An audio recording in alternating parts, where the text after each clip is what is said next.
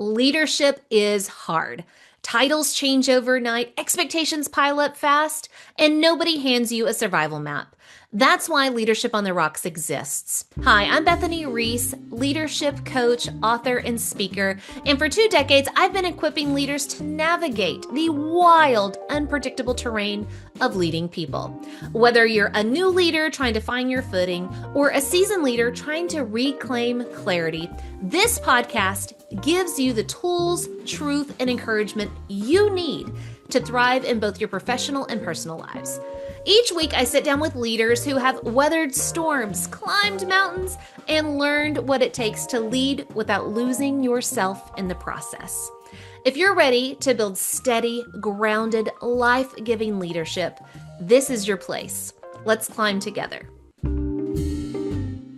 I think it's also taking moments to just pause. Not everything needs an answer right away.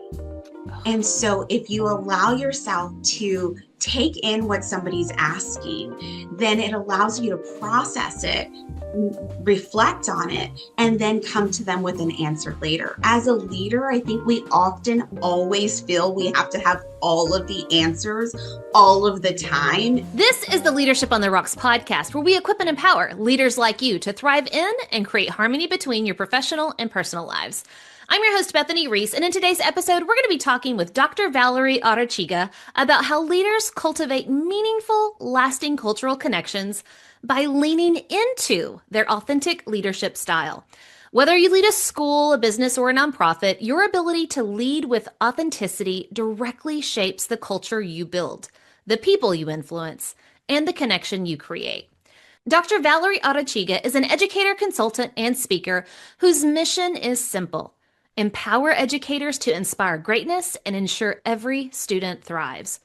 Over the past decade, she has served as a teacher, instructional coach, assistant principal, and she currently works as the director of partnerships at Thinking Nation, a nonprofit dedicated to building strong social studies programs through vertically aligned historical thinking skills that strengthen literacy across the English language arts as well.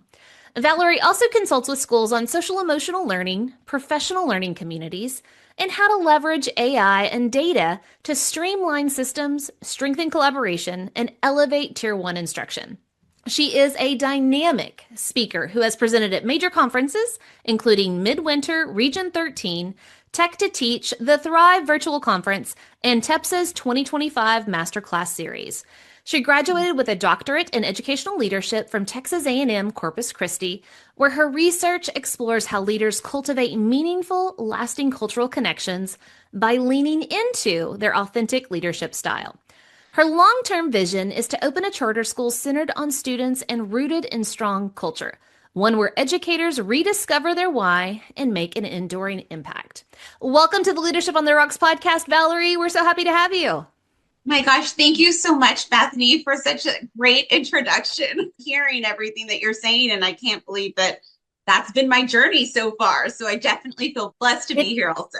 It is such a beautiful journey, and everybody would not be shocked to know that I do have a lot of educators on here because there's so many aspects of leadership when you're in education that apply to the greater good of all industries. And so, Dr. Valerie, you have literally served in every corner of education, from teacher to principal to now your current work at Thinking Nation. So kind of give us your origin story. When did you first realize that leadership culture was less about the role or the title and more about the authenticity of the leader behind it?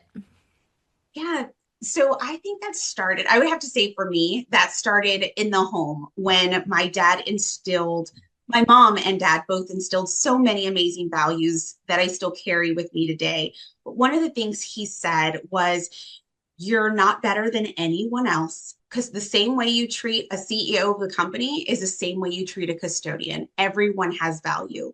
And I think holding that in my core and always keeping that at the center of every conversation, every relationship, every interaction allowed me to see people as people.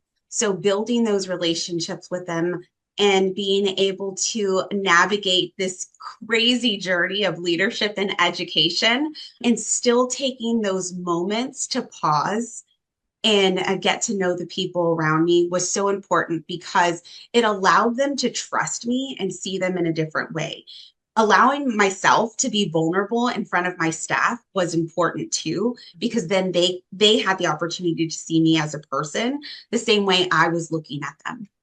Man, that's so good. And I've got to ask, first of all, what a beautiful legacy to your dad teaching that in the home. But I've got to ask, was your dad in education or was he in a different industry? He actually was a master electrician.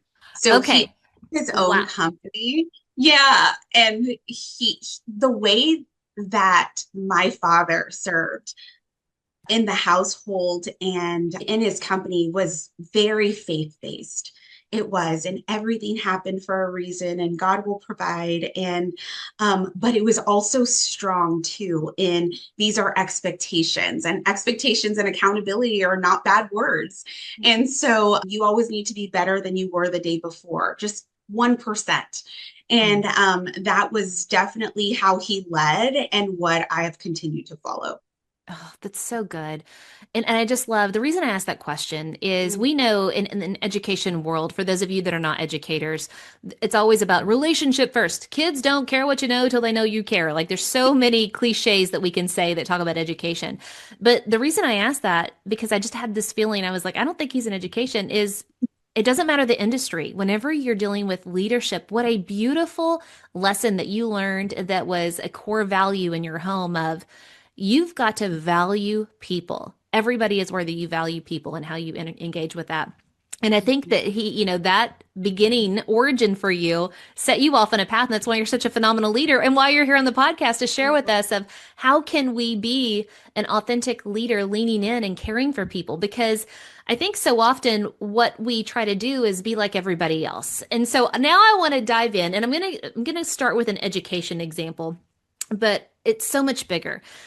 First, I want to start with, does everybody here remember what you felt like in junior high and high school? You just wanted to blend in. You wanted to look like, sound like, dress like everybody else. And so that is at the core of kind of what we come through in adolescence. But then if as you get older and you start seeing that kind of theme in other places, let me tell you where it happens in education.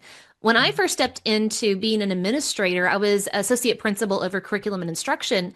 And we're talking with teachers about the curriculum we're going to use, what kind of writers, what kind of books, and all that. And I know there are YouTube worthy school board meetings that you could watch and eat popcorn about the conflict this is creating. But at the core of it, it feels like junior high of the curriculum that we're using, does it mirror the society that we have or the cultural mix, the diversification that we have of our student population? And a huge answer to that was no. We all read Dead White Men. And so it was a huge thing. And I love what you do currently. You're working with aligning, English language, social studies to emphasize that vertical alignment of historical thinking skills, but you're also working to make sure that that alignment mirrors the students in which it's serving. So talk to us, give us kind of what you do now of the instructional alignment and how that mirrors what leaders need to do of aligning values, behaviors, expectations inside maybe their organizational culture. So can you bridge us from education, curriculum, diversity, reflecting all that, all the way to, okay, how does that apply to like normal work jobs? Yeah, absolutely. So I think, the cultural piece definitely starts within the community of the organization, right? And so our organization at Thinking Nation, everyone that works there has been an educator in some capacity or is currently an educator. So we know what to emphasize in as far as curriculum and then also instructional best practices. So we look at that. But first and foremost, everyone has a seat at the table within our culture, which I think is huge in an organization. Everyone brings something to the table, and everyone's voice is valued. And so we look at different aspects of my culture, of their culture, and then we look at history. And history is a story of the past. And so things happened that we cannot change. But we bring that in, but we allow for critical thinking to actually happen. And what we say is that we teach history as a discipline and not a content. We don't want Ooh. little encyclopedias walking around. But what we do want is students to look at history, look at the past, and then create their own opinion based off of what they see, what they've read, and then their own personal experience, and really harness that critical thinking that I feel like students are not doing. And so I think that when you take all of those pieces and you bring them together and creating an organization, a nonprofit organization like Thinking Nation, it's important to pull from everyone's aspect, but all aspects, right? We're Mhm. not just teaching students who all know how to read, who all come with background knowledge. So it's important for us to pull from different aspects. And I think that in leaning into that as a leader in a different organization, you're doing that as well. You may not have been brought up the same way as other people that you lead, but it's important to stop and listen, build those relationships, and seek to understand why are they answering that way, where does that come from. And I think that a lot of leaders were so busy in that hustle and bustle that we forget to just pause, listen, and be vulnerable with ourselves and our staff. Yeah. It's so good. I love so much of what you're saying and what Thinking Nation is working to do.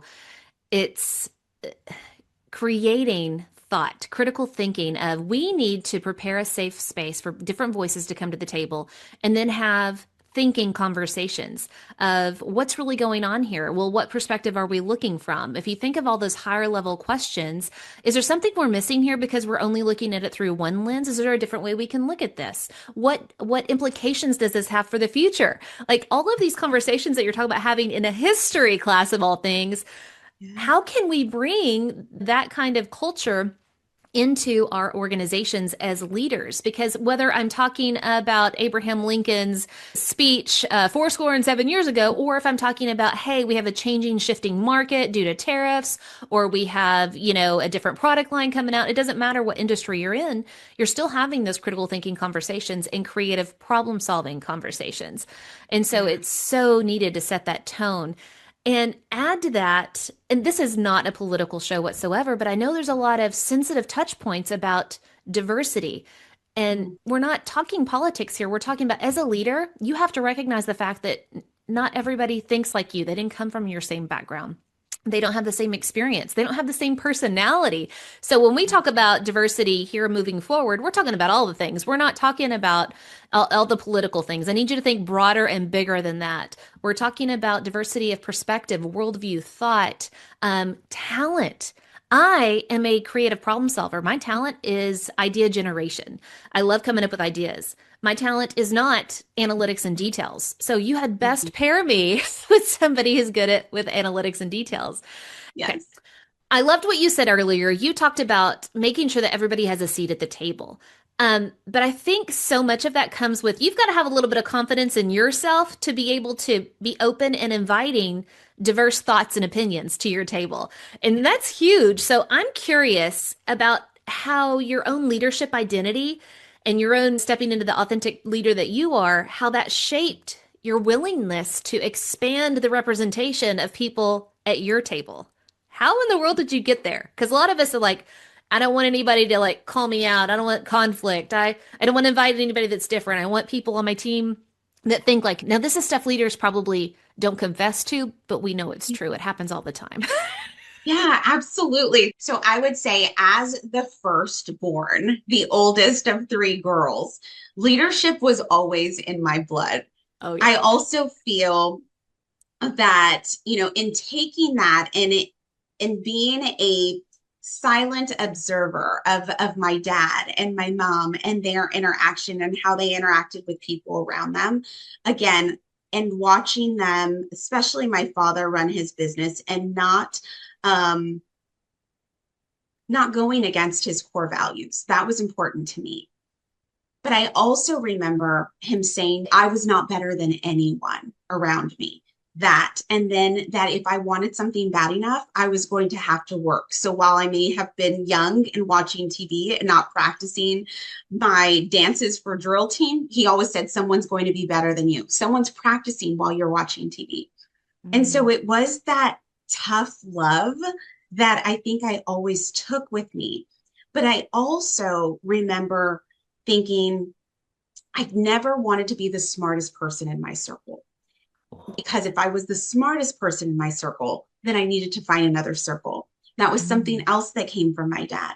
And so understanding that everyone comes in with their own experience, lived experiences, past experiences, cultural background, and all of that is what makes us great. I didn't want to surround myself as a leader with yes people. Now, was it Mhm. hard to get that feedback? Absolutely. But it was important for me to reflect and say, this person is bringing this to me for some reason or another. I need to take a look in the mirror and see what I am doing that is not in the best interest for, is it just this one person or is it for the entire organization?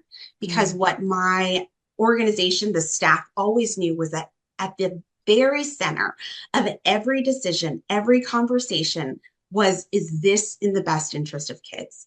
And if it Mhm. wasn't, then we were going to come back to the table as a group because there's not just one person that is the smartest person in the room. The room is the smartest. And so it's important to bring all of the ideas from everyone and give everyone a seat, but not just a seat at the table, but a voice. There were many Mhm. times in leadership that I was not given a voice or I was not given a seat at the table. And it was hard. It was really hard to walk away. And then you start to get those whispers that tell Mhm. you maybe this is not the right place for you. Maybe you're doing things wrong. But you really need to self reflect in those moments and say, but am I staying true to my core values? What am I doing that is centering these core values and am I living those out? And if the answer is yes, I'm doing all of those things, then coming to that hard conclusion that maybe the organization is not the best place for you. And that's what kind of forced me to venture out and look at other things differently, look at organizations differently. And I still have that scarcity mindset like everyone else, and I'm not always confident. I'm constantly having to talk myself up in different areas, but I think it's good when you understand what your core values are and what you're not willing to go against. Then I think it makes all those other decisions easy. I Can I just put a bow on all the things that I heard? I just feel like this is the most beautiful testimony. Number one, you came from a family where core values were intentionally instilled in you. And I don't think, and this is the parallel, this show talks all the time about leadership, like at work, but man, it's parallel at home of your dad was so intentional of this is who we are as a family, as a person, as a worker, as a leader. And then you took that in and you owned it. This is who I am. You had a very strong identity of who I am. But that built a confidence, but it built a humble confidence of, I know who I am, but I'm also humble enough to say, I may not be right in all things. And so I'm going to, whenever I get in control of a table and inviting people to the table, I'm going to invite people who think differently than me. And Mhm. I'm not in competition. I'm not offended. I don't feel threatened. A lot of leaders feel threatened by other leaders. Yeah. And because you have that stability of your core values, your rock foundation of that, you then opened up the table of, hey, everybody come in. But then I love this part too. You're talking about, okay, it doesn't mean just because you invite diverse voices to the table and they may have differences of opinion, doesn't mean you have to go with them. There's a Mhm. difference in hearing and then feeling pressured to always follow everybody. If you're always following everybody's opinion, you're going nowhere. You're going to run in circles. And so the next part of what you said was, not only do I feel more comfortable inviting other people in, but then if I feel like, you know what, this organization is going somewhere different that violates my values or who I am, I know I have the freedom to leave. And Mhm. that also takes such a humble confidence. And I think so often we lose out on that freedom that we have as leaders. Number one, do we know who we are? Do we feel humble confidence in who we are? And then that allows us to invite diverse thoughts, diverse opinions. But then if we see something going the wrong way, we also know we have the freedom to jump off the train. We don't have Yeah, to keep going down that road. And it was so right. beautiful. I love how you tied all that in, all from pretty much your origin story of your home life all the way into your leadership as a principal. It was so beautiful. And so, as we kind of look at the next step, can you help us? So, for the person that wasn't raised with a strong family, or maybe they don't have a strong identity in who they are as a person or who they are as a leader, can you first kind of give us a target? What does it mean to be an authentic leader, right? So, what is authenticity? But then, after you kind of define that for us, how do we even start the path of progress to feeling like an authentic leader, like I'm really being and leading the way that God designed me to? So, what is Yeah. it, and how do we get there? Yes, absolutely. So I think it takes a lot of self-reflection, as someone who enjoys going to therapy and unpacking everything about my life with someone else. I've learned to do a lot of reflecting and to stay within that circle of control. What does that look like? What can I control and what's going to make me the best version of me? And so for me, I know that's starting the morning with prayer. The next thing is starting a workout, whatever that looks like, whether it be something at home or at the gym or running. And then after that, I feel like, okay, I can conquer the day. And so then getting to the office, and for me, it is organization, knowing what my day is. I'm a checklist kind of girl. So checking off boxes is important to me. It makes me feel productive. And even if I do something that I've already did that's not on the list, I'm going to write that down and check that off just so that way I know I'm being productive or I was more productive than what I thought. And so I think it's a little bit of that. I think it's also taking moments to just pause. I think they call it the power of the pause. Not everything needs an answer right away. And Oh, so if you allow yourself to take in what somebody's asking, then it allows you to process it, reflect on it, and then come to them with an answer later. As a leader, I think we often always feel we have to have all of the answers all of the time. And then immediately, that's one of the things that I learned being removed from that space. I didn't have all the answers all the time, and I felt like I needed to. And so that left such a sense of urgency, which created anxiousness on my heart. And I wasn't the best leader in that way. And oh man. so I think it was the power of the pause has taught me to really think about what someone's saying, Hmm. focus on the current environment that we are, and then come back to them with an answer that is definitely going to suit the organization, suit the culture, and suit the person. If you're enjoying the Leadership on the Rocks podcast, be sure to subscribe and follow so you don't miss a single episode. And also, please rate the show.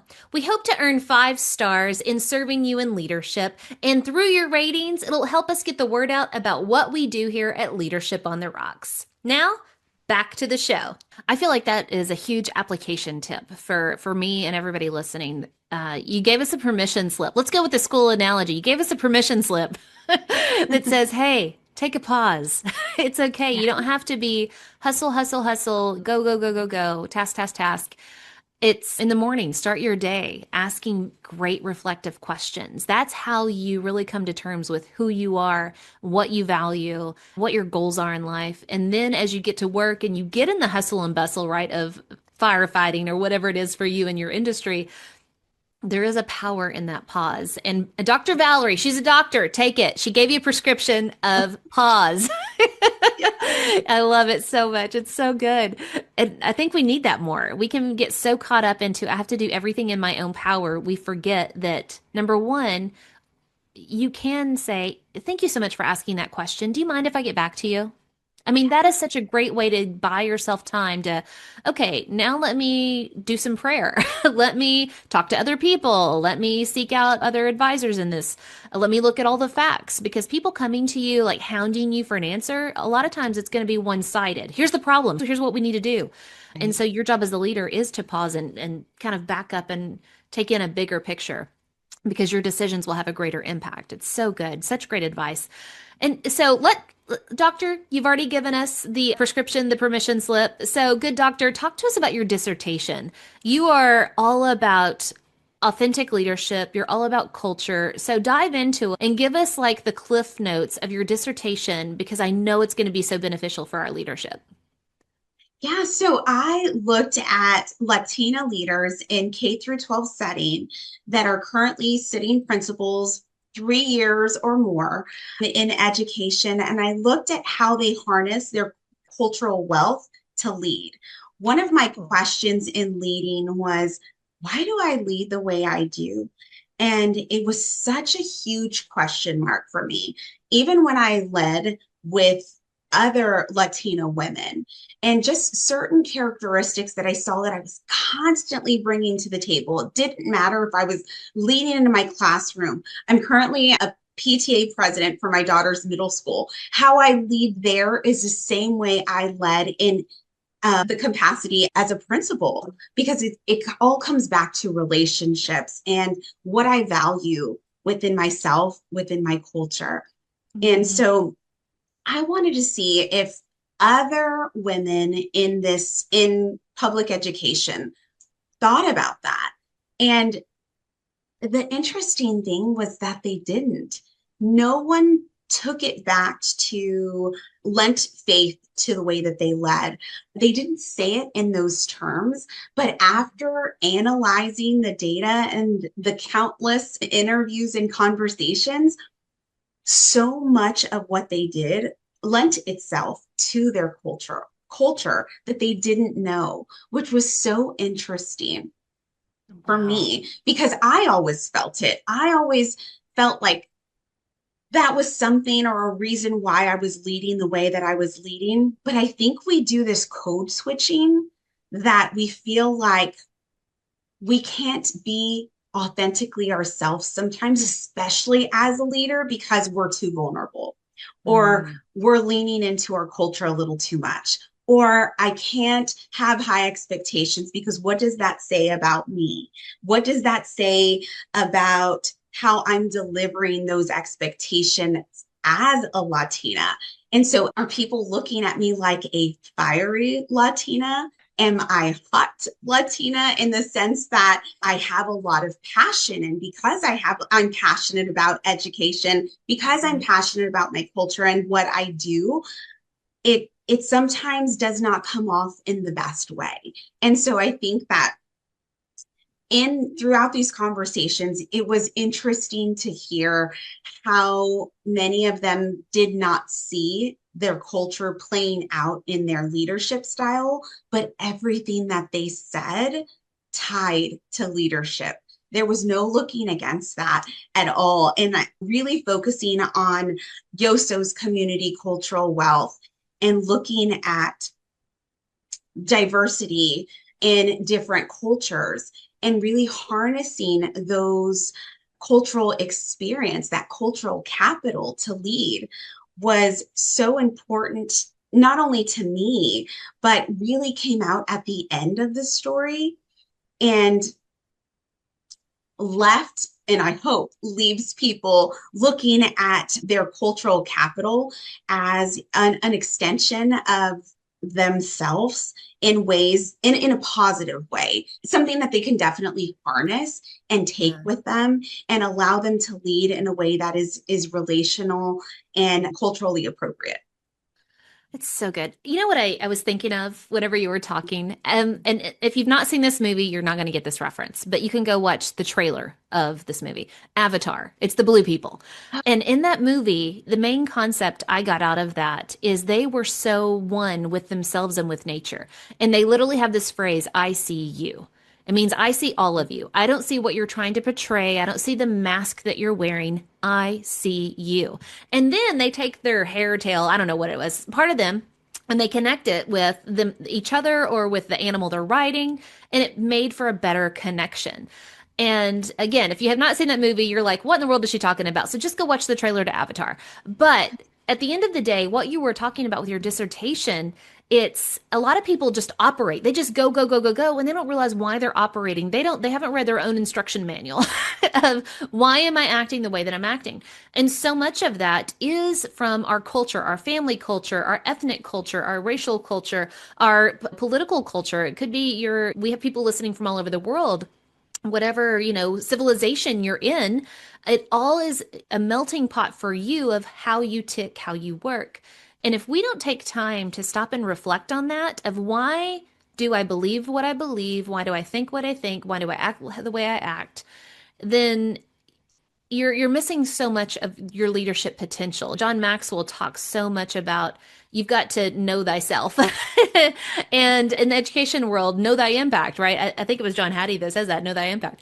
And so really you're setting the foundation for the conversations we need to have with ourselves of where is all of my leadership style coming from? And then once you recognize where it comes from, now you're more open to saying, and I don't know it all. And therefore, I have to be open to growing that in all areas, not out of shame. Like, for example, no matter what culture you come from, don't think that one culture or one leadership style is better than the other. It's not. And so you understand this is my style, this is how it was built in me. And now that I'm aware of that, I know that I have strengths that I bring to the table, and I know that I have constraints or limitations that I bring to the table.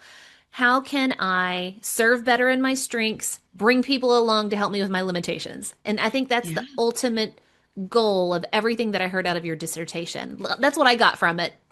Avatar was the visual, but what I just said was kind of the big piece of it. I love it. Did I hear you right? Yeah, absolutely. The whole purpose of writing it was so that anyone serving a population that they may not be comfortable with, or they may Mm, not have grown up in that same culture, that they can pick it up and value the culture that the of the students that they serve. That's so abs- important to teaching the whole child and creating a culture of belonging. man, recognizing your own culture, but also recognizing other people have different cultures and backgrounds and values and things like that. It's so good. And so, as we come to a close, thinking about your dissertation and all the things that you've learned about culture, about being your authentic leadership person, style, whatever that is, what are some key takeaways for our listeners? Something you're like, hey, you know what? In the end, here's what you need to know. Yeah, for me, I would say seek to understand. I Mm, didn't do enough of that in the beginning. And being removed from public education and now serving in the business world of education, I've learned that and I'm able to do that a lot better now, to where I say, if I ever go back, that's one of the things I'm always going to start with is seeking to understand. Not everybody is not doing what they're asked to do because they don't want to. It's mm, lack of knowing. And so support is so important. It's hard for anyone working for 10 plus years to go up to their evaluator, their boss, their colleague, and say, I've been doing this work for this long, and now something has changed, and now I have to teach this way, to interact with people this way. I don't, and to say, honestly, I don't know how to do that. It's very hard for people to be vulnerable in organizations, especially when it's mhm, tied to their income. That is a reflection of what they bring home and their family and how they put food on the mm, table. That's very hard. So, seeking to understand, and then always, I think, checking your core values too, asking mm, yourself, how does this align with what I believe? And I think that we all go into any situation with the best of intentions. And sometimes along the way, we forget what those intentions were and ooh, we start to shift, and the environment begins to mold who we become. And I think it's very important for us to be so in tune with that, that we are able to address that, reflect, and come back to what those core beliefs are. And last, I would say, is to always have that relationship with the people that you serve, because you're serving these people. You are ultimately providing them with something that they're not getting in other aspects of their life, but you're also, in a sense, creating this organizational structure that's allowing them to be the best version of themselves. So, how are you doing that as a leader? And I think that comes back to the relational aspect. And I think that sometimes as a leader, we may feel that we always need to come down with that hammer. But we also need to understand, like, what is the level of support that we're offering? And then how are we having those conversations to continue that support? One of the things that I always did was, if it was a coaching conversation or any conversation for that matter, even with parents, I never sat across from the person. I always sat next to them. I wanted them to know that I saw them as a person and that I was going to listen and support them. If it was something that eventually became an evaluative conversation, yes, I did sit behind my desk, but it also came with a level of support and a level of, this is how we're going to continue. I'm going to continue to support you in that and in those daily check-ins. I think those three things kind of help shape me as a leader currently, and hopefully help some of your listeners as well. Oh, I think it's definitely helpful, right? You have to know who you are, you have to know what you believe, your core values, and then you have to connect with others. Never forget who you serve, and the way that you never forget that is by spending time with them. Yeah. Connecting with them. It's so good. All right, so Dr. Valerie, let's think of the opposite. You gave three excellent examples of what we should be doing. So give us one of what we shouldn't be. What is one poor decision you would warn our leaders to avoid? Like, come on, leaders, don't do this thing. You're better than that. What's the one poor decision? Oh my goodness. I would have to say, don't assume, again, it goes back to seeking to understand. Don't assume people are not coming into a situation with the best of intentions. Again, something may have happened. So then bringing back the seek to understand. And so never assume in any situation that people know, always support in whichever way that you can. I think that's one of my takeaways. That it's so good. Don't assume. And so often I will admit my guilt in this. I usually bless myself by saying, "Oh, I have good intentions." But whenever I'm looking at other people, I can so quickly assume and judge the worst and most negative intentions. And so, like, I give myself all this grace, and yet I'm not freely giving it to others. And so it's so good. It starts by don't assume, just ask open-ended questions to figure out what's going on in them. Because nobody wants to, you said this earlier, nobody wants to suck at their job. Like, it's not their intention to show up and just stink. Right. So ask what they need, what's going on. It's so good. All right, Dr. Valerie, where can our listeners go to learn more about you and your work? Where can they connect with you? Yeah, so I'm on LinkedIn. So Valerie Nashsmith Arechiga on LinkedIn, VA Arechiga 24 on Instagram, and Valerie Arechiga on Facebook, and thinkingnation.org. Awesome. And I will have all those links in the show notes. If you want to learn more about culture, authentic leadership, definitely connect with her. You're going to learn a lot. I love following her. So many good things that she posts. Dr. Valerie, thank you so much for being here and just sharing your time and your wisdom with us. We really appreciate it. Thank you so much, Bethany. I appreciate the opportunity. All right, guys, until next time, continue putting in the work of building your life and leadership on the rocks, the essential rocks. God bless.